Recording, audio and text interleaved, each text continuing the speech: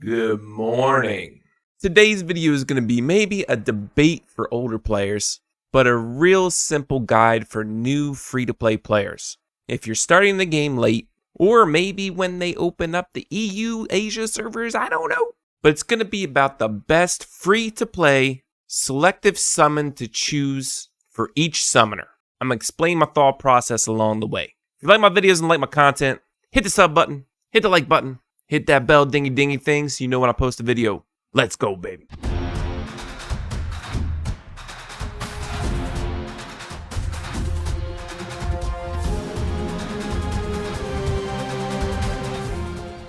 Tip of the day. With the new raid Twisted Marsh with Snake Mommy, this brought new gear and new runes. The two new runes are two 4-piece sets, Despair and Vampire. Despair has a chance to stun.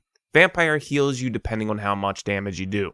These two runes now bring a lot of different theory crafting and may make monsters better than what they were before. Completing a raid will drop runes. However, if you didn't know, you can also buy the runes in the shop. This is literally what I've only been using my points on. It's a random drop of Despair or Vampire. I wish you could choose either or, but hey, whatever. We gotta fight the RNG of the set and fight the RNG of the substats and fight the RNG of the main stat. But if you didn't know, you can buy the rune here and you get a random slot rune with random substats. That's not too bad. The more you know.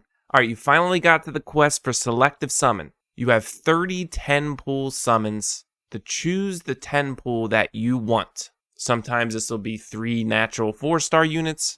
And sometimes it'll be 1 natural 5-star unit and a 4-star. What you choose is up to you. But if you want some guidance and you're free to play, I'm going to tell you the best 3 natural 5-star units to choose for each summoner. And a little bit more tips along the way. Before you get into your selective summon, do not rush it. The game gives you Water Gerudo, Wind Pixie, and Fire Fairy. In my opinion, it's free to play. Once you get the selective summon, you skip it.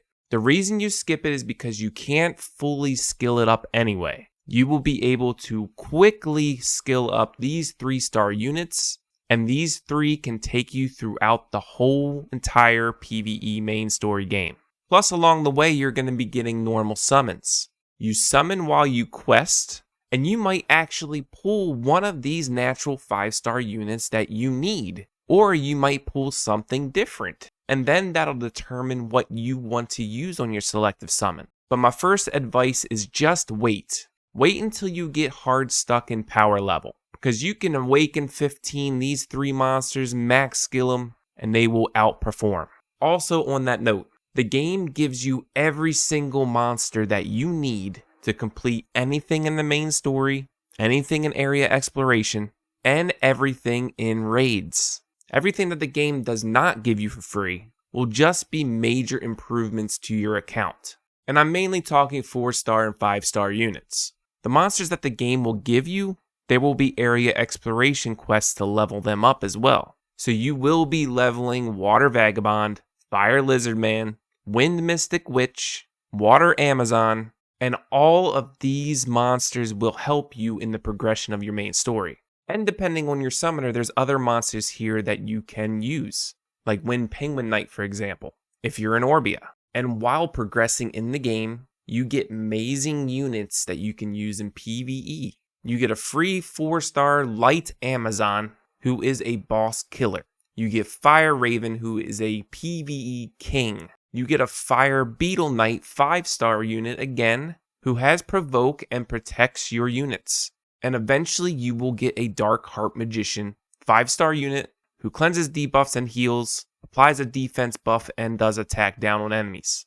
And on that note, to get Dark Heart Magician, you have to build these 3 units, Water Gerudo, Wind Pixie, and Fire Fairy, and you also need to build a Water Howl and a Wind Martial Cat, which is free to play. I'll tell you how to get that in just a minute. So just what the game gives you, you have 2 Provokers, you have 2 AoE units, 3 single target damage dealers, with Wind Martial Cat and Fire Raven doing a lot of damage, and 2 cleanser healers. So this is what I actually put into the thought process of who to pick as a natural 5-star select summon. Also notable mentions, You can max out a Water Pirate for free. You can max out a Kobold Bomber for free. You can max out a Beast Monk for free. All 5-star units that you can obtain shards in the shop. However, if you don't want to build these units, you can use their shards while progressing in the game by playing the Shard Exchange Pieces shop. Now, in regards to monsters that you don't get for free from the game, how do you get these monsters? Such as Wind Marshal Cat and Water Howl. Eventually, you will open up the Exchange Pieces shop. You will want to be checking this every 8 hours. In the beginning, since you know you already get all these other monsters, the two you need to focus on for sure is Water Howl and Wind Marshal Cat. This will help you get the Dark Heart Magician natural 5-star unit. So what you do is go to the Exchange Pieces shop, you go for the 4-star piece tab, and let's just say this was a Wind Marshal Cat that popped up. You trade in 9 natural 4-star pieces for the 3. All you need is 20 to summon that monster. You can also go to the 3-star piece shop and check there, because sometimes they have 4-star pieces there. All you're looking for here in the early game for free to play is Wind Marshal Cat and Water Howl. Now, with all the monsters that are given to you for free, and the ones you need to progress in the story, area exploration, monster story, etc., what are you lacking? You're missing a water or wind tank, a fire or wind healer. You're missing a ton of support. However, Wind Pixie Shannon is a great support throughout the whole game, but there are some that are better. You're lacking a water single target damage dealer, and you're lacking wind AoE. So these aspects are actually included in my thought process as well. So let's get on with it, shall we? I'm going to give you 3 of the best natural 5-star select summons in my opinion for every single summoner. Let's start with Orbia. Orbia's main weakness is survivability and support. So the best choice for Orbia is Water Desert Queen Bastet. She has an AoE shield and an AoE attack buff for your team. She gives mana back if the summoner's HP is full, and she has an attack down to enemies. Now, let's say you just saved your selective summon, and you're questing through the game, and you happen to pull Bastet on a regular summon. This is why I give you a second and a third option. The second best option for Orbia, in my opinion, is Wind Jack-o'-lantern Wendy. Wendy is the only monster in the game that will give a crit damage up buff to your whole team. Light Lizard Man and Dark Chimera only give it to themselves. He also has a defense buff and an AoE shield for your whole team as well.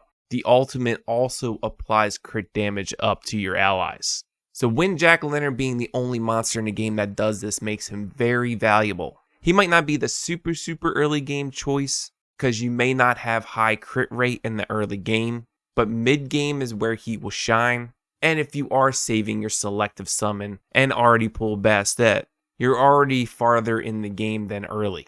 You get what I'm saying?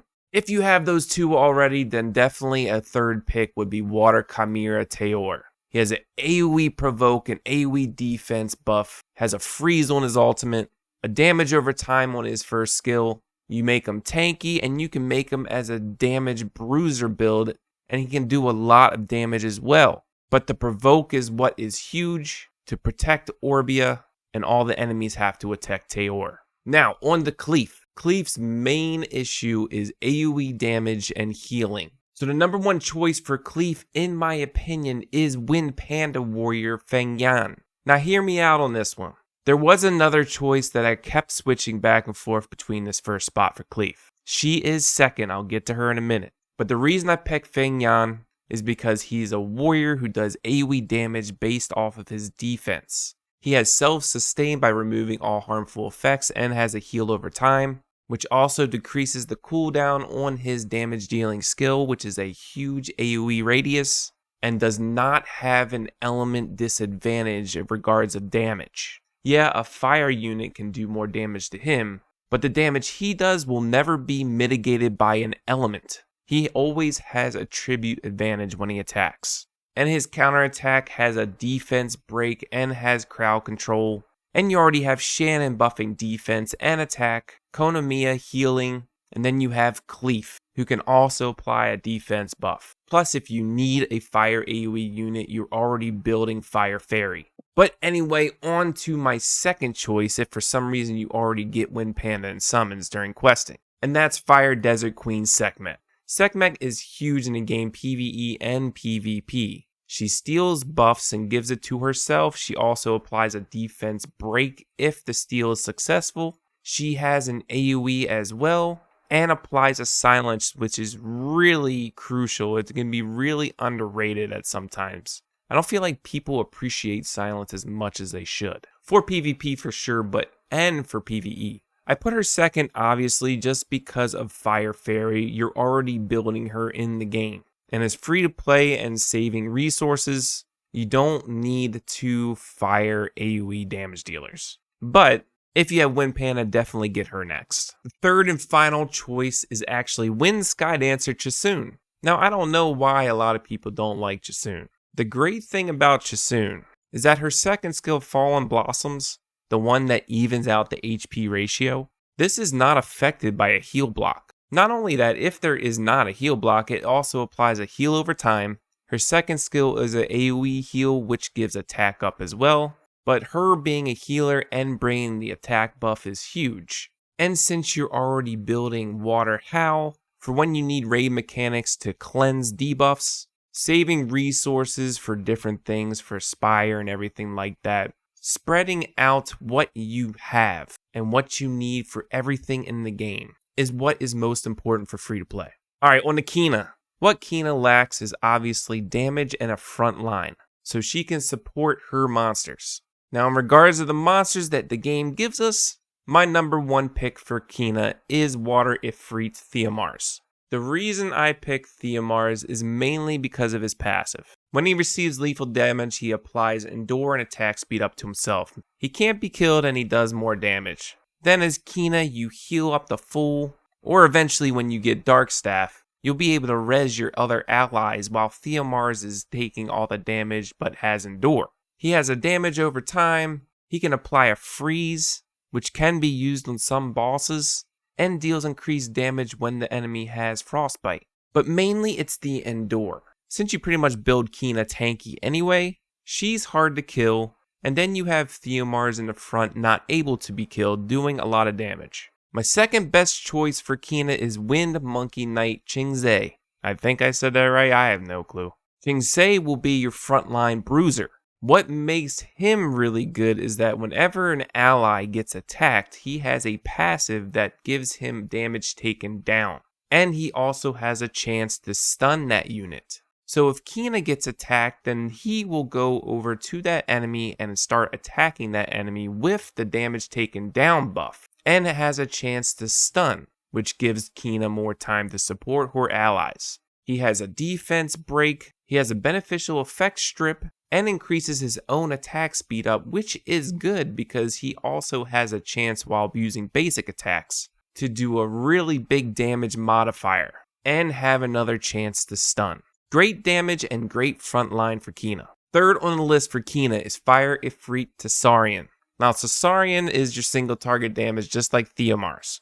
And because you have Fire Fairy, this is why he's third. But don't get me wrong, Tsarion is really high up there on the charts. He does more damage if burn is on the enemy. He has a defense break. And what makes him so good, especially in PvP, but also in PvE against certain situations, is applies Oblivion with a certain chance when attacking the enemy. What Oblivion does is makes the enemy's passive skills not work. So not only does he do great single target damage, but in PvP if you attack a summoner, all of the summoner's passives are turned off unless they get it cleansed. Like for me in Brawl RTA Arena, if I see a Tsarion, I'm instant banning. I've never had a good situation where I left a Tsarion. Now, in my opinion, all of these natural 5-star units that I talked about for each summoner, they're actually good on the other summoners too.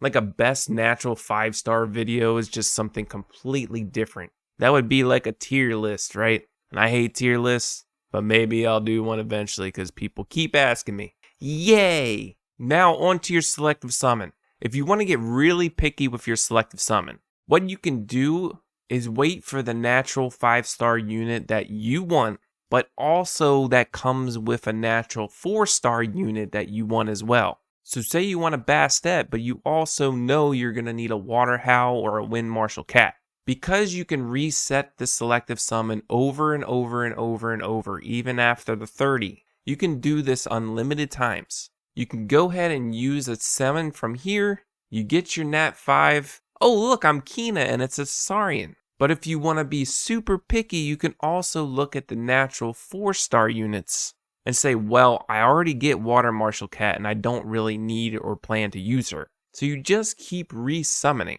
till you get a new natural 5-star unit with maybe something that you can go with a natural 4-star unit. Now this takes extreme patience if you're doing this way. I mean, like if you don't mind just resetting the 30-30 summons over and over and over, then you can definitely do that because you're actually leveling up your summoner anyway in the meanwhile. So once you've done all 30 summons and haven't gotten what you wanted, you can click on reset. And this is unlimited times. You accept the quest and you just have to kill 50 monsters. The reroll system in this game is super easy. And that's it for today's video. These choices are obviously my opinion. You don't have to get these monsters if you don't want to. I'm just trying to guide you along the way to let you know what you do get for free in the game, and resources are very limited. If I didn't have actual events to help me max out some Nat 5 monsters and skills, I probably only would have about 2.5 natural 5 stars maxed out in skills. So make sure to use your resources wisely. If you like my videos and like all my content, sub, like, ding ding bell. I'll see you in the next one. Peace!